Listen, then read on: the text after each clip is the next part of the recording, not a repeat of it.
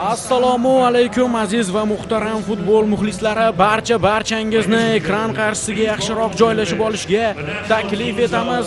New York, Amerika Qo'shma Shtatlari Jahon chempionatiga mezbonlik qiladigan mamlakatdan so'nggi o'rtoqlik uchrashuvini o'tkazamiz va juda jiddiy jamoa tanlangan, hatto chempionlik uchun asosiy da'vogarlardan biri sifatida e'tirof etilayotgan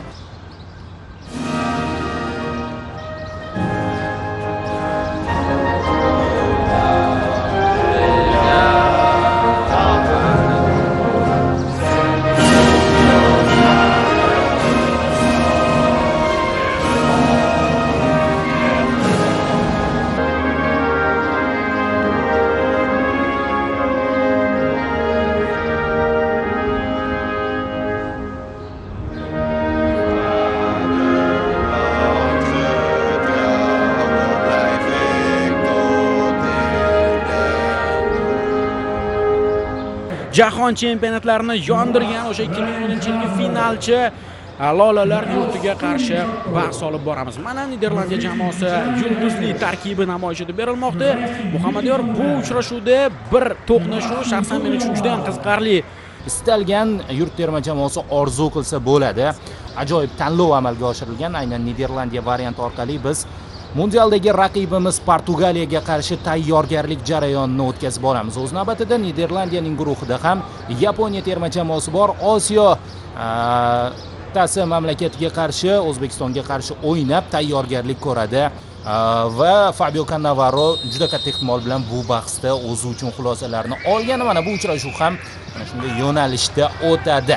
Bahs esa start oldi. Boshlandi uchrashuv. O'zbekiston terma jamoasi ko'k rangli sport formasida o'ynaydi. Niderlandiya o'ng qanotda Farruh Sayfiyev varianti tanlangan, 4-raqamda chap qanotda esa 13 Sherzod Nasrullayev. Hozir hujumga o'tyapmiz. Abbosbek Fayzullayev o'ng qanotda variant bor. Jarima maydoniga uzatmani amalga oshirib berganda to'p darvozabonga nasib qilyapti. Va bugun ko'ryapmizki, dastlabki daqiqalarda o'sha himoya bir necha bor xatoga yo'l qo'ydi. Standart vaziyat. ichkariga uzatma amalga oshirildi. To'p uzoqlashtirilyapti. Keyingi zarba yomon emas. Vakillarimizning imkoniyatlari o'ziga kelyapti. Otabek Shukurov Niderlandiya hamda O'zbekiston to'qnashuvini faqat o'sha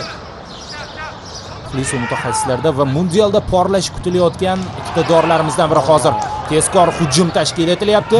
Yusupov o'z vaqtida chiqib keldi. O'tkirbek Yusupov va to'pni uzoqlashtiryapti.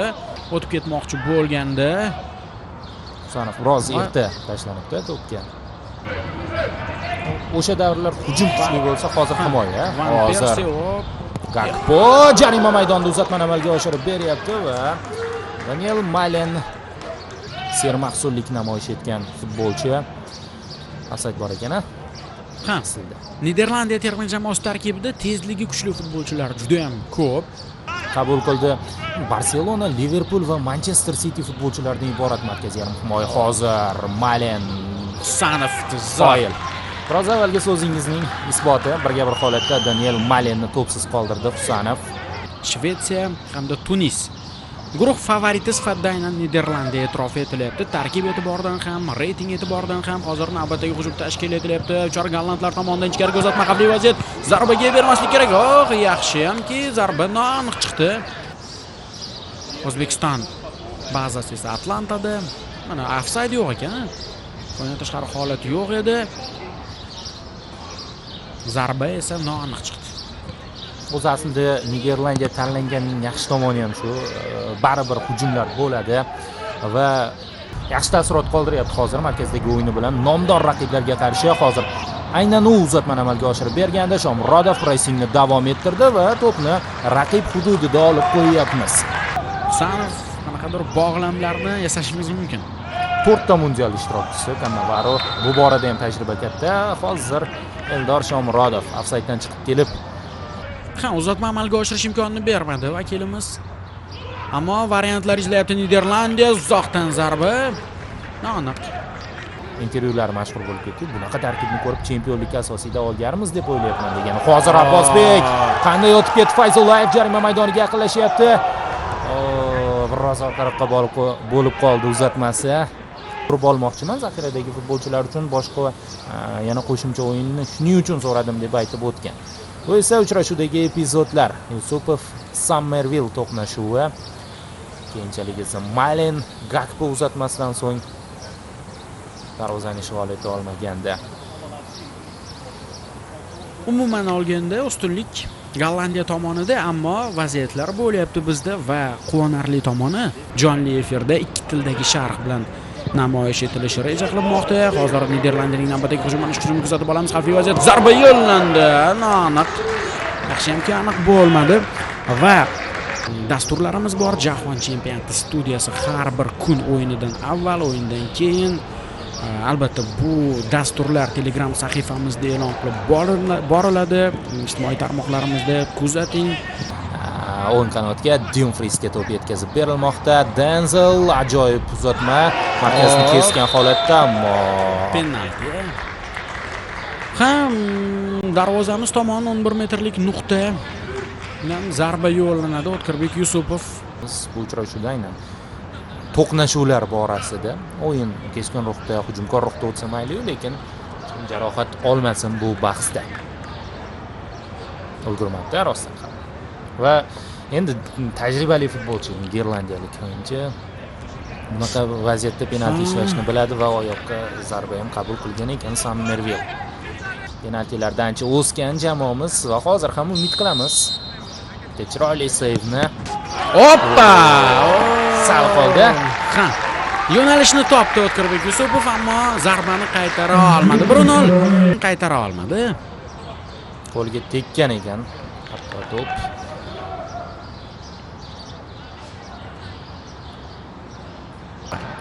Yorqin o'sha Niderlandiya futboli bilan solishtirganda Robben, Van Persie yoki undan oldingi Van Bastenlar avlodidek yorqin emas, ammo juda sermahsul futbolchi. Bu jamoaning lideri. Zo'r uzatma, xavfli vaziyat, zarba yo'llandi, ammo himoyachilar yo'nalishni yopdi. Farruh Sayfiyev zarba yo'llab ko'rganda Abbosbek Fayzullayevga to'p yetkazilyapti. Mana endi O'zbekiston terma jamoasi hujumga o'tmoqda. Hujumdagi imkoniyatlarimizni chamalab olish uchun ham yaxshi imkoniyat. Darvozabon to'pni egallab oldi. Ko'rib chiqiladi var orqali. Shunaqa qo'shimchalar bor. Hozir Oston O'runov to'pni egalladi. Zarba bersa bo'lardi. Fayzullayev mana endi zarba yo'llayapti. Bu futbolimiz rivojiga yanada salmoqli hissa qo'shadi. Hozir uzoq masofaga uzatma amalga oshirilyapti. Shomurodov yetib bordi. Eldor Shomurodov ofsayd yo'q ekan, uzatma xavfli vaziyat, jarima maydonchasiga to'p yetkazilganda, ammo so'nggi zarbani yo'llashga imkon bermadi niderlandiyaliklar. Davom etadi hujumimiz ikkinchi tempda. Van Dijkning oyog'i orasidan o'tib borgandi hozir to'p. Eldor Shomurodov uzatmasida bekor bo'ldi shu ortga qarab ketganimiz. Hujum tashkil etish mumkin edi va himoyada xatoga yo'l qo'yildi. Ehtiyot bo'lishimiz kerak. Qaytib ulgurdi vakillarimiz menimcha, ammo davom etadi Gollandiyaning hujumi. Xavfli vaziyat, zarbaga bermaslik kerak. Malen yiqildi, qoida buzilmadi deyapti futbolchilarimiz. Hakam ham faol qayd etmadi. Var yo'q bu yerda. Uchun kurash. Yana niderlandiyaliklar bosim o'tkazishga harakat qilmoqda, ammo Abduqodir Husanov yaxshi o'ynadi bu epizodda ham. Otabek Shukurov yaxshi imkoniyat yuzaga kelishi mumkin. Terma jamoamizda chapida ham variant bor. Aynan mana shu qanotga uzatma amalga oshirildi. Nasrullayev ichkariga pas. Virgil van Dijk to'pni uzoqlashtirdi. To'laligicha emas, keyingi zarba va burchak to'pi. Otabek Shukurov korner ishladi.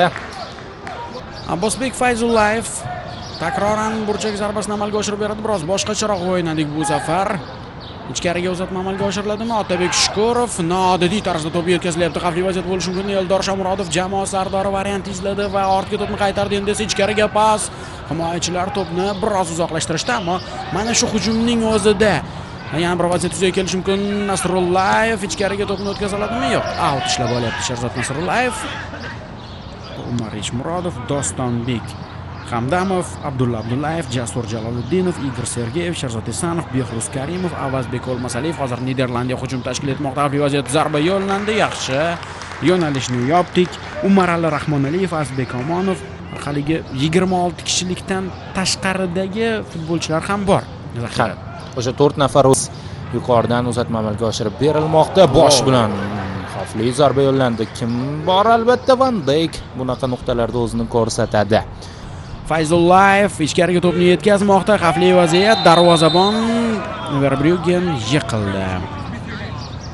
Qodir Husanov bilan to'qnashib ketdi. Mabodo Verbruggen o'yinni davom ettira olmagan taqdirda Mark Flekken menimcha asosiy tarkibda ko'rsa kerak. Hozir Niderlandiya hujumda xavfli vaziyat, zarba va noaniq chiqdi. Imkon berib qo'yapti himoyachilarimiz.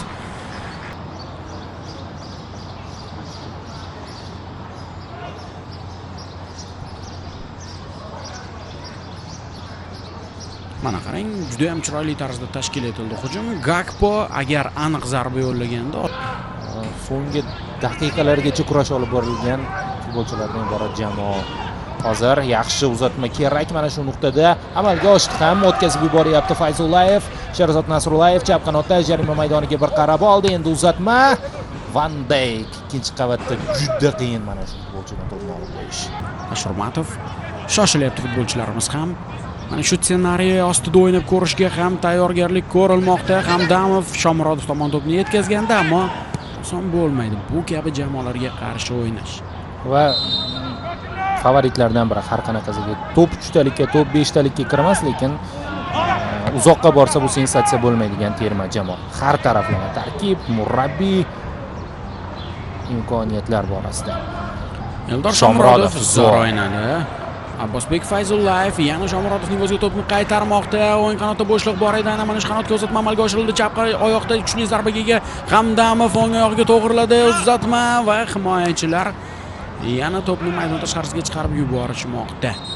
Ajay Brobbe 2002-yilning 1-fevral sanasida tavallud topgan Amsterdamda Ajax tarbiyalanuvchisi. Bugungi kunda Sunderlandda o'ynaydi. Ro'z avval aytganingizdek Leipzigda faoliyat yuritgan. O'z oldinga qarab ketyapti Reinders. Yaxshi o'qidi mana shu yerda. O'rozov Brobbe ikkinchi golni uryapti. Va ofsayd bor ekan. Hamma o'shatib berilyapti. Ha, yaqqol ofsayd. Ham bor edi o'yindan tashqari holat. Brobbe oldingi chiziqqa uzatma amalga oshirildi. Ko'proq mudofaaga urg'u qaratyapti terma jamoamiz a'zolari. Chap qanot orqali hujum tashkil etiladi. Ichkariga pas. Yaxshiyamki ulgurmadi. Qaytishadi. Iskandarov hamda Sergeyevlar maydonga tushmoqda. Eldor Shomurodov hamda Abbosbek Fayzullayev zaxiraga olindi. Uchar gollandlar hujum tashkil etishdi. Terma jamoamiz vakillari yaxshi o'ynashmoqda. Uzatma amalga oshirildi Farruh Sayfiyevga. Sayfiyev o'ngroqqa. Akmal Mazgova yaxshi kombinatsiya, xavfli vaziyat bo'lishi mumkin. Juda ham zo'r uzatma edi, biroz kuchliroq ekan, biroz kuchliroq. Uzoq masofaga uzatma yaxshi o'ylandi. Haqiqatan ham Iskandarov o'yinga qo'shilgandan so'ng rang-baranglik ortdi jamoamiz o'yinida. Van Hekke yana bir xavfli vaziyat bo'lishi mumkin. Gollandiyada xavfli uzatma yaxshi o'ynadi. Himoyachimiz biroz qaltisroq, ammo ishonish qiyin. O'zbekiston va nihoyat Jahon chempionatiga chiqa oldi. Mundialda o'z yurtimiz jamoasiga muxlislik qilamiz. To'p raqib qo'liga tegdimi? E'tiroz bildiryapti futbolchilarimiz, ammo niderlandiyaliklar tezkorlik bilan to'pni o'yinga kiritib ketishdi. Mavzuni davom ettirsak, rostdan ham Jahon chempionati bizga mana shunday keng imkoniyatlarni taqdim etyapti. Niderlandiyaga qarshi uchrashuv qo'liga to'p tekkan ekan. O'sha Verbruggenga yordam ko'rsatgan chiziq ko'rib chiqyapti vaziyat. Menimcha ichkarida yoki tashqaridaligi ham muhim bu yerda. Hop. Ichkaridagi hamda Ryan Graves VARda ishlayotgan hakamlar ekan. Bosh hakam Melissa Penningtonni oldiga chaqiradi. O'zbekiston terma jamoasi foydasiga penalti belgilanishi mumkin. Chiziqni ichkarisidamidi yoki tashqarisida? Va Ronald Koemanga shu yerda rahmat aytamiz. Aynan Gustilni maydonga tushirdi. Hozir odatda himoyalanayotgan futbolchi qo'lni bunaqa darajada keng yoyib yuborishi mumkin emas. Haqida gap so'z bo'lishi mumkin emas bu nuqtada. Mana shu yerdan boshlandi. Mana shu ko'ramiz. Melissa Pennington qanday qaror qabul qiladi? Penalti. O'zbekiston terma jamoasi foydasiga penalti belgilanyapti. Kartochka ham bor ekan. Va qizil kartochka Gostilga ko'rsatilyapti. So'nggi umid foli sifatida baholanyapti. Birga bir chiqib ketilayotgan vaziyatda qo'l bilan o'ynalganligi uchun golni to'xtatib qoldi bu yerda. Yo'q, penalti emas, jarima zarbasi. Jarima zarbasi qizil kartochka shu sababli belgilangan. Shuning uchun qizil kartochka ko'rsatilibdi demak. Shukurovni Meksika darvozasiga kiritgan gol yodingizda. Ruxsat berildi. Kim zarba yo'llaydi? Hozircha aniq emas. Otabek Shukurov zarba ancha kuchli va juda noaniq. Juda ham noaniq chiqdi zarba. Kuchga e'tibor qaratdi. Misol uchun himoya va yarim himoyamiz to'liqligicha start tarkib bilan o'yinni yakunlab qo'yyapti. Va oldinda hali yopiq 30 daqiqalik ikkita taym bor. Zaxira o'yinchilari ham bemalol murabbiyga o'zlarini ko'rsatib olishlari mumkin bo'ladi.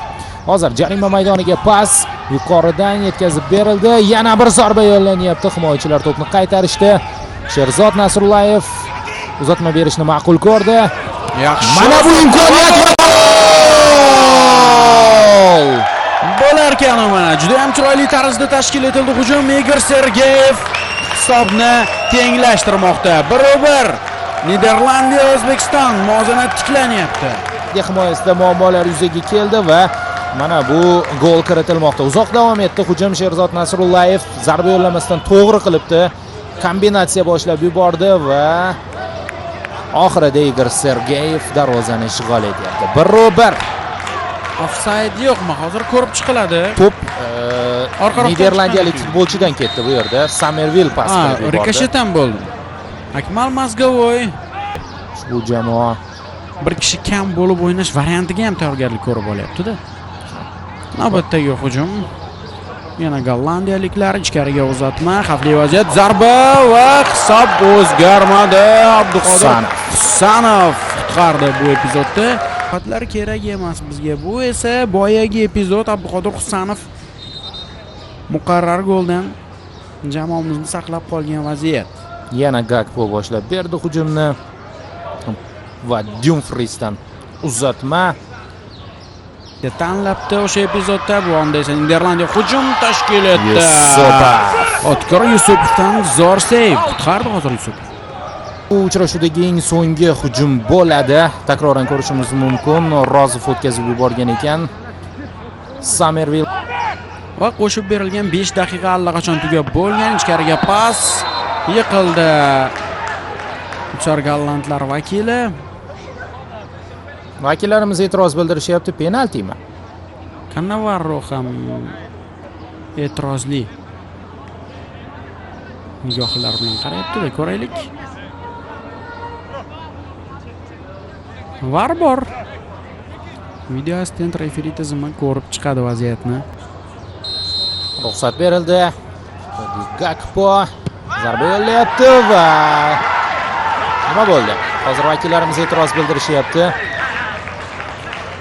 Bo'lamiz. Gakpodan rikoshet bo'lgandek tuyuldi menga. Ikkita oyog'iga to'p tegdi. Yo'q, bitta oyoq. Dumfries yorib kirmaganmidi chizg'i ichkarisiga?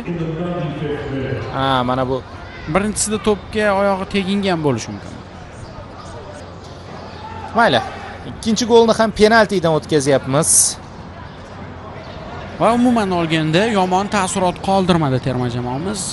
Har ikkita gol penaltidan kiritildi va mundialga tayyorgarlik oldidan jahonning eng kuchli jamoalariga qarshi mana bunday o'rtoqlik o'yinida maydonga tushish va 2-1 hisobda mag'lub bo'lish bu yomon natija emas. Eksperimentlar amalga oshiriladi odatda o'rtoqlik uchrashuvlarida bir necha bor aytdik. Eng muhimi biz mundialda muvaffaqiyatli ishtirok etaylik. O'zi jahon chempionatining o'zi katta natija.